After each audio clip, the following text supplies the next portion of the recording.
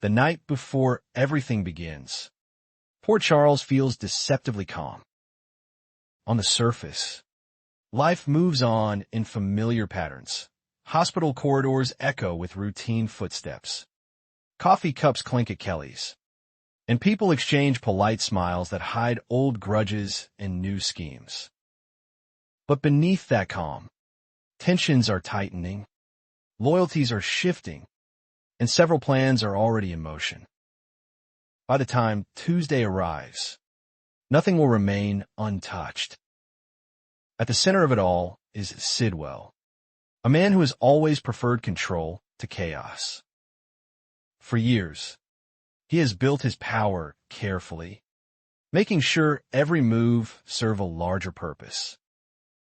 What unsettles him now is not Sonny Corinthos alone, but the growing sense that events are slipping beyond his grasp. His anger simmers quietly, sharpened by the knowledge that his own son, Marco, may be about to cross a line Sidwell has spent months trying to protect. Marco has never shared his father's patience. Where Sidwell calculates, Marco reacts. Where Sidwell plays long games, Marco wants immediate results. His hatred towards Sonny has been building steadily, fueled by old wounds and the belief that Sonny's continued survival is an insult to everything Marco has lost. Sidwell knows this, and that is why he has repeatedly tried to restrain his son, warning him that an attack on Sonny now would be reckless and premature. But Marco no longer wants to wait. Instead of confronting Sonny directly, Marco begins seeking help in the shadows. The question is who he trusts enough to bring into his plan. Pascal is an obvious choice, someone with access and the kind of moral flexibility Marco needs. Cullum, on the other hand, offers something different, discretion and a willingness to operate quietly, without asking too many questions. Marco weighs these options carefully, aware that whoever he chooses will shape the outcome. He is confident he can pull it off, confident he can strike Sonny where it hurts. What he underestimates is the cost. Because even if Marco succeeds, the consequences will be severe. Sidwell's fury would not come from concern for Sonny, but for being kept in the dark. Sidwell despises surprises, especially ones that threaten his carefully laid plans. Marco's secret operation would not only endanger Sonny, but also disrupt Sidwell's larger strategy. And that strategy, as it turns out, is far more complex than anyone realizes. Sidwell does not simply want Sonny gone. He wants leverage. He wants to reshape the balance of power in Port Charles, and Sonny is a crucial piece in that equation. Removing him outright would create chaos. Yes, but chaos attracts attention. Sidwell prefers subtlety. That is why some begin to suspect that Sidwell may do the unthinkable and save Sonny instead. The idea sounds absurd at first. Sidwell and Sonny have never been allies. Their relationship is built on mutual distrust, tempered only by necessity. But Sidwell understands timing, and he understands optics. By warning Sonny of an imminent threat, Sidwell positions himself as a reluctant protector rather than an aggressor. He does not need to admit that the danger comes from Marco. He only needs to suggest that Sonny should be careful, that enemies are moving, that danger is closer than it appears. Such a warning would serve multiple purposes. It would keep Sonny alive for now. It would allow Sidwell to monitor Sonny's response. And it would distance Sidwell from whatever Marco is planning, giving him plausible deniability if things go wrong. Yet this move carries its own risks. Sonny is not naive. A warning from Sidwell would immediately raise suspicions. Sonny would start asking questions, tracing the threat back to its source. And if those questions lead him to Marco, the fallout could be devastating. This raises a darker possibility. Is Sidwell knowingly or unknowingly putting his own son in the crosshairs? By alerting Sonny, Sidwell may be sacrificing Marco as a distraction, allowing the larger plan to continue while Sonny focuses on the wrong target. Whether this is intentional or simply the result of Sidwell's obsession with control remains unclear. What is certain is that Marco's actions, combined with Sidwell's warning, could trigger a chain reaction no one can stop. While this dangerous game unfolds, Sidwell is also navigating a delicate agreement with Sonny. It is not an alliance built on trust, but on mutual benefit. Both men know the other is capable of betrayal, yet both see value in cooperation, at least for now. This fragile arrangement catches the attention of Carly, who senses an opportunity. Carly has never been afraid to step into enemy territory if it means protecting those she cares about. Her focus is clear, bringing down Brennan. Alongside Valentine, she has been exploring ways to dismantle Brennan's power, but progress has been slow. Brennan is slippery, shielded by layers of influence and secrecy. Carly begins to consider a bolder move. If Sidwell could be pulled into their plan, the balance might shift dramatically. Approaching Sidwell directly would be risky, but Carly has always thrived in high-stakes situations. She understands that Sidwell respects strength and clarity. She would not beg for help. She would propose a deal, one that benefits both sides. Carly believes that Sidwell's resources, combined with her own determination and Valentine's intelligence, could finally corner Brennan. Jordan becomes the key to making this connection.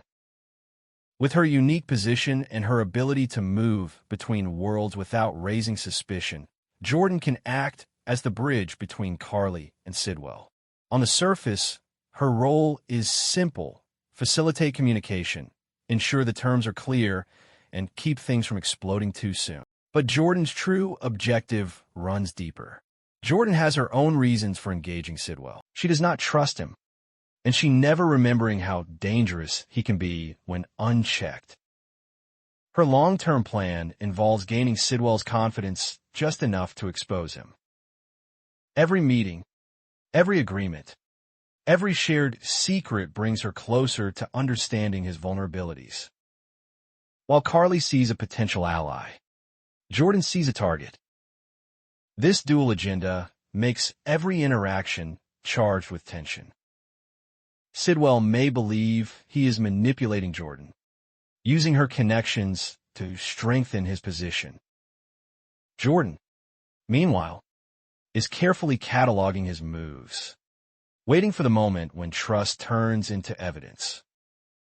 It is a slow, dangerous dance, and one misstep could cost her everything. Jordan's influence extends further than business and politics. She may also play a role in bringing Sonny and Ava closer together. Sonny's attention is increasingly focused on Sidwell, and Ava finds herself in an unusual position.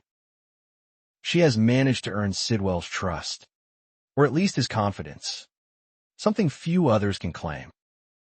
This places her at the center of multiple overlapping schemes.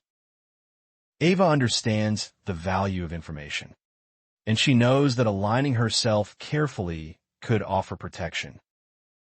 Jordan sees this and recognizes an opportunity. By encouraging communication between Sonny and Ava, Jordan could help Sonny gain insight into Sidwell's operations without exposing herself. Ava becomes an unwitting conduit, sharing what she knows while believing she is acting in her own best interest. At the same time, Ava is not as passive as she appears. She notices subtle changes in Sonny's behavior. The agreements that once felt rigid now seem more flexible. Boundaries are shifting. Sonny is loosening his grip, perhaps because he believes he has other safeguards in place. Ava senses this shift and realizes it creates space for her to act. She begins to consider a secret plan of her own, one that takes advantage of Sonny's distraction and Sidwell's confidence in her. What exactly Ava intends remains unclear, but it is evident that she is preparing to move quietly, carefully, without alerting either man. For Ava, survival has always depended on staying one step ahead, and she has no intention of stopping now. Elsewhere, Valentine receives news that could change everything. The possibility of moving into Sidwell's territory, even his residence, represents a significant shift. Proximity means access, and access means opportunity. Valentine has been playing a long game, one that requires patience and precision. This development suggests that his plans are entering a critical phase. Rumors begin to circulate that Valentine's fake death plan may soon be activated. Such a move would require impeccable timing and absolute secrecy. Faking one's death is not just about disappearing. It is about controlling the narrative, ensuring that every reaction unfolds as intended. With Sidwell and Carly potentially involved, the plan gains credibility and complexity. But this plan carries an emotional cost. Valentine's daughter stands to be deeply affected. If the fake death proceeds, she may receive devastating news, believing her father is truly gone. Valentine understands this risk, and it weighs heavily on him. Yet he convinces himself that the pain will be temporary, that the truth will eventually come out, and that the end will justify the means. Whether that belief holds remains to be seen. While these dangerous plots take shape, Curtis receives news that offers a rare moment of relief. Drew no longer poses a threat, at least for now. The danger that once loomed over those around him has receded, allowing Curtis to breathe a little easier. But the calm does not last. Curtis soon learns that the child Portia is carrying is his. The confirmation brings a rush of conflicting emotions. Joy, fear, guilt, and hope collide all at once. Curtis has never been one to walk away from responsibility, and this news ties him to Portia in a way that cannot be ignored. Despite the strain in their relationship, Curtis finds himself unable to sever their bond completely. Jordan becomes aware of this development, and it stirs something complicated within her. Her relationship with Curtis has been slowly rebuilding, fragile but genuine. Old feelings have resurfaced, along with the possibility of reconciliation. Learning about Portia's pregnancy forces Jordan to confront her own desires and boundaries. Does Jordan want to protect Curtis's marriage, even if it means stepping back? Or does she see this as a chance to reclaim what they once had? The question is not just about love, but about identity and integrity. Jordan has always prided herself on doing what is right, but emotions have a way of blurring moral lines. Whether she chooses to interfere or remain silent could reshape all three lives involved. In another corner of Port Charles, Avery receives an unexpected visitor. Ava arrives, her presence both comforting and unsettling. For Avery, the visit brings a mix of excitement and confusion. For Ava, it is a reminder of what she stands to lose. Seeing her daughter softens her resolve, even as it strengthens her determination to secure a safer future. Sonny's loosening grip has not gone unnoticed by Ava. She interprets it as a sign that he is distracted, perhaps overconfident. This realization pushes her closer to action. The secret plan she has been nurturing begins to take shape. It is not about revenge, at least not entirely. It is about leverage, about ensuring that no matter how the power struggle unfolds, Ava and Avery will not be left vulnerable. Meanwhile, Jason finds himself trapped in a different kind of crisis. His love for Britt is unwavering, deep, and sincere. He has stood by her, defended her, and believed in their future together. But lately, something feels wrong. Britt has grown distant, evasive, her affection tinged with guilt. Jason senses the shift, and it leaves him feeling helpless. As much as Jason wants to believe Britt's withdrawal is temporary, the signs are impossible to ignore. He begins to suspect that someone is influencing her, pushing her away from him for reasons she cannot or will not explain. The thought that Britt might be betraying him cuts deeply, not just because of the betrayal itself, but because of what it suggests about trust. Unable to sit idle, Jason decides to follow Britt. He tells himself it is for clarity, for peace of mind. What he discovers instead is something far more disturbing. The truth behind Britt's actions is not simple, and it threatens to upend everything Jason thought he knew. The shock of it leaves him reeling, forced to confront the possibility that love alone may not be enough to save them. As Tuesday unfolds, these stories begin to intersect in subtle, dangerous ways. Sidwell's anger grows as he senses that events are accelerating beyond his control. Marco edges closer to action, unaware of how exposed he truly is. Sonny becomes increasingly alert, scanning his surroundings for threats while questioning the motives of those who claim to warn him. Carly pushes forward with her plan, determined to bring down Brennan no matter the cost. Jordan walks a tightrope, balancing alliances and secrets, all while wrestling with her own heart. Ava prepares to make her move, driven by maternal instinct and survival. Valentine edges closer to disappearing. Curtis faces a future he did not anticipate, and Jason stands on the brink of heartbreak. By the time the day draws to a close, it is clear that Port Charles is standing at a turning point. The choices made now will echo far into the future, reshaping relationships and redefining loyalties. No one will emerge untouched.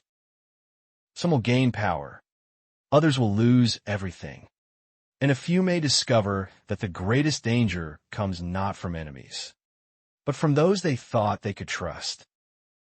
In the end, what binds all these stories together is not violence or ambition alone, but the fragile human need for control, love, and certainty in a world that offers none of them. As the night settles over Port Charles, the calm finally breaks, and the consequences of these hidden plans begin to surface, one by one, with no turning back.